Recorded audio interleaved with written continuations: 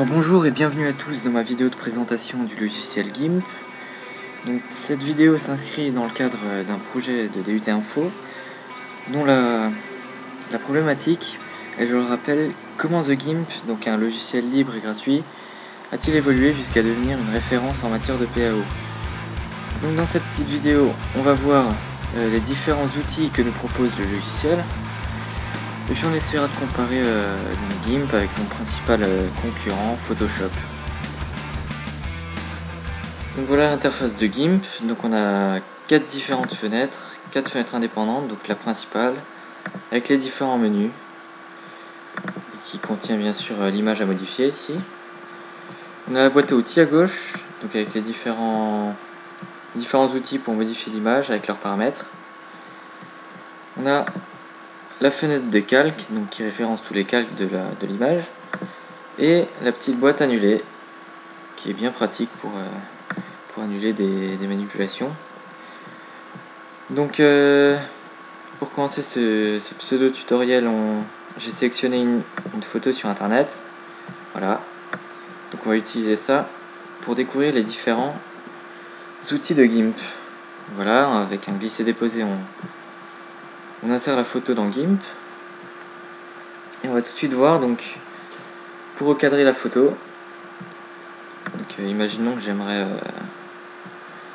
avoir Obama au centre de ma photo. Donc il y a l'outil sélection. Donc on va sélectionner la partie qui nous intéresse.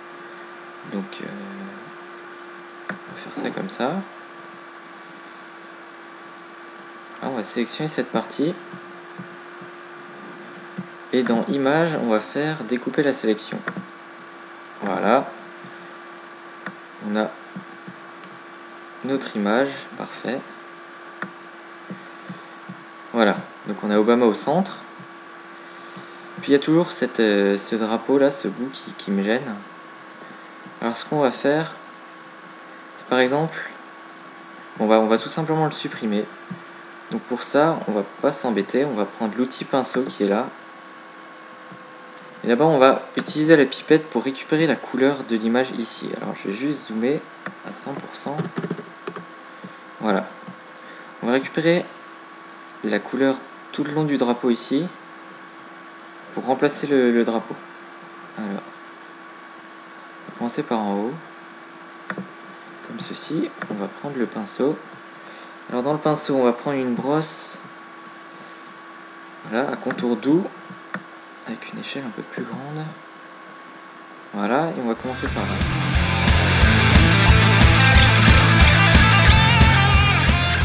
Parfait. On va voir ça à la bonne échelle. Et voilà. On a l'autre photo, parfaite. Et on voit absolument rien ici. Alors on va s'amuser un petit peu. On va voir le changement de couleur. Alors, on va voir pour changer la couleur des yeux du président. On va mettre un petit zoom à 300. Et avec la sélection là, sélection elliptique, on va sélectionner ses yeux. Donc on a la sélection des deux yeux. Et on va aller dans couleur, teinte saturation. Voilà. Avec superposition au maximum. Et là c'est simple, on peut mettre la teinte qu'on veut. Voilà, les yeux verts, les yeux bleutés, les yeux bleu foncé, on peut mettre des yeux rouges, on fait ce qu'on veut. Voilà, des beaux petits yeux rouges en saturation maximum. Enfin bref. On va y mettre des yeux bleus. Bleu un peu vert. On va réduire la saturation pour être... Voilà. On monte un peu. Voilà. Ça a l'air plausible. Valider. On va mettre à 100%. Et on va désélectionner. Voilà. Et voilà notre président qui a les yeux bleus. Ok, donc on a vu plusieurs outils là de la boîte à outils. donc qui permettait de recadrer, de supprimer une partie de la photo, de changer certaines couleurs d'une photo. On va laisser ça de côté, on y reviendra tout à l'heure. On va voir autre chose, c'est le mode décalque ici. Donc ce qu'on va faire, c'est qu'on va dupliquer celui-là, clic droit, voilà. On va lui appliquer un filtre flou gaussien, voilà, à 8, validé. Donc on a un Obama tout flou. Et ce qu'on va faire, c'est jouer avec le mode décalque.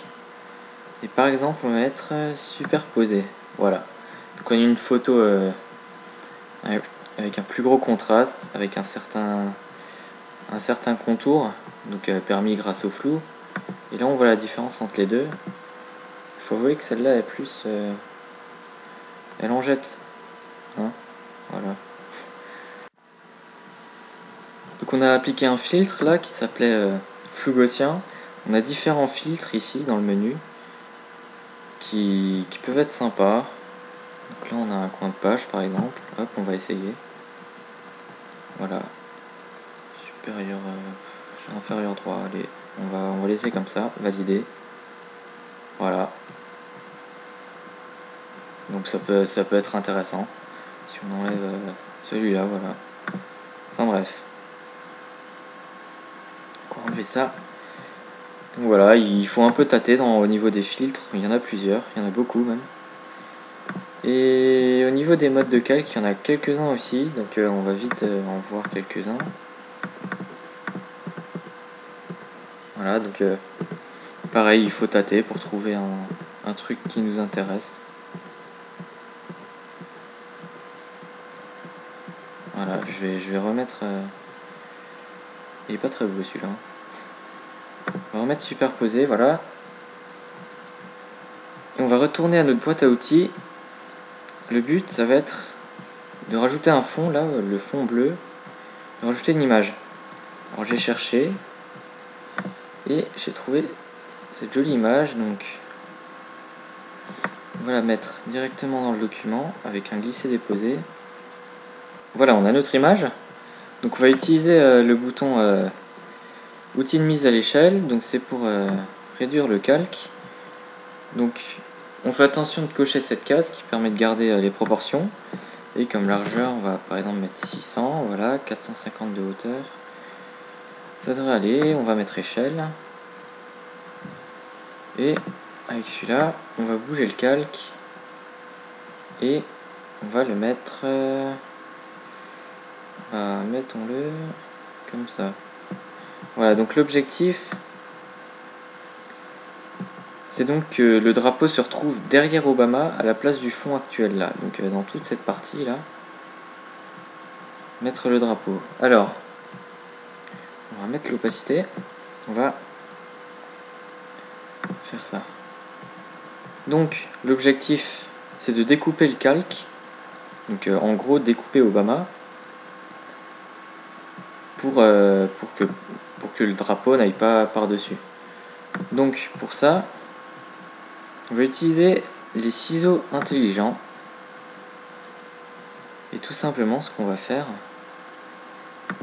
c'est qu'on va placer des points sur les lignes qu'on veut découper. Et GIMP s'occupe tout seul de faire le tracé.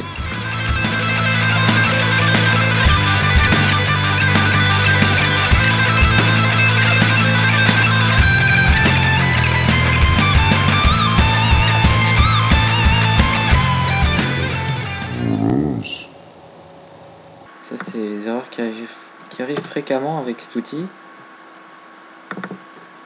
C'est que c'est pas très précis. Donc voilà, on a sélectionné l'extérieur de Obama. Donc ce qu'on va faire, on va prendre ça, on va mettre clic droit, non pas clic droit, sélection inversée, voilà. Et là, tout simplement, on va afficher ce calque et on va mettre supr. Et voilà. Et comme on le voit, c'est un peu moche la bordure. Hein. Donc il y a une autre solution que moi je préfère, qui est un peu plus barbare. Donc on va... Voilà, l'intérêt de l'historique de l'annulation. Tac. Voilà, on en était là. Donc on va afficher ça. On va réduire l'opacité de sorte à voir les deux calques. Et là, tout simplement, on va prendre la gomme à bordure avec une échelle un peu plus grande. Voilà, à 5, ça va le faire. Et voilà, bah, on va tout simplement supprimer nous-mêmes.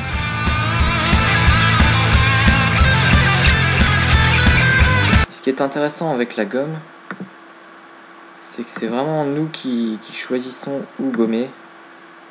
Alors qu'avant, on a vu que c'était un peu le bordel.